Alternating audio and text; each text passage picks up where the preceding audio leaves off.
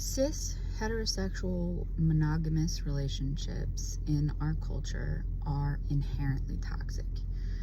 The relationships that fit those identifiers have been so conditioned into us since before we're even born in our culture that there is no way to engage in those relationships without these toxic messages in some way affecting that relationship.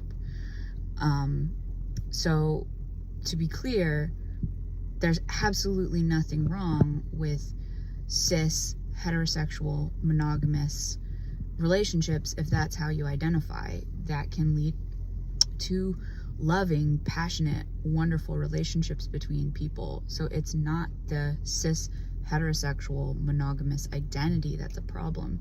It's the toxic culture that is so dominant that we no longer understand the difference between that identity and what we think everyone should behave like.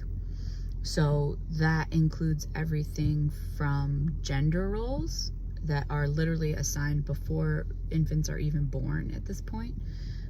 What girls should like, what boys should like, what girlfriends should be like, what boyfriends should be like, what wives should be like, what husbands should be like, what interests they should have, what behaviors they should have, what behaviors they shouldn't have, what interests they shouldn't have.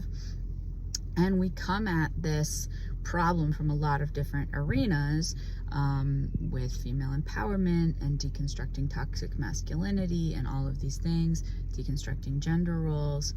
But it's really important, if you are in a cis heterosexual monogamous relationship, that you are taking time to think about how you have been indoctrinated into that relationship and what you are placing on yourself and on your relationship in terms of expectations and requirements that are actually damaging you, that are damaging your relationship, forcing you to live up to expectations that are unrealistic, forcing you to deny things about yourself that you feel are authentic to you because you have been conditioned literally from infancy to believe that either those things are wrong to want or that you are obligated to fill a certain role in this society.